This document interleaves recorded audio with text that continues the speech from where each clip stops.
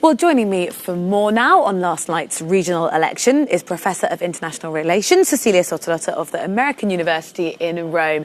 Thanks for speaking to us. We just heard there from one Italian voter who says they want stable government.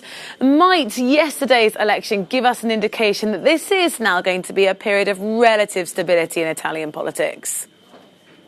Good morning, Rosie. Well, that's hard to say, to be honest. Of course, the main highlight of this past election is that Salvini was hoping to destabilize the governing coalition, as we just heard.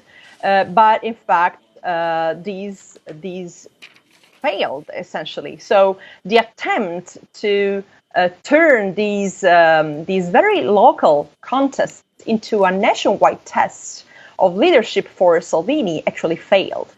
The country certainly needs stability. This is always been a key problem. Even, a lot of debate happened, took place in the past years about constitutional reform, how to make Italy more stable, politically speaking.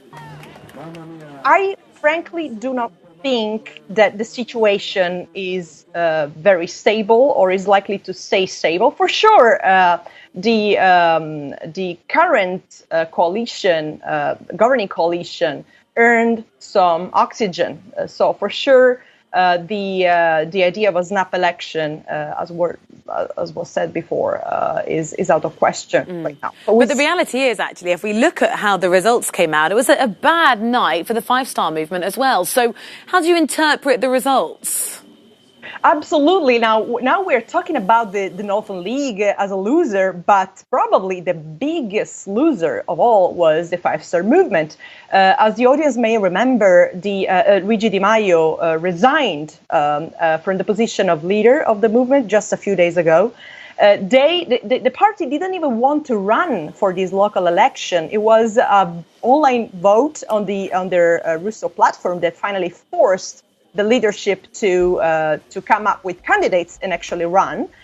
So I would say that, if anything, this vote also has an effect on the governing coalition, in the sense that the position of the Democratic Party is strengthened vis-a-vis the Five-Star Movement, which is being punished by the electorate, basically.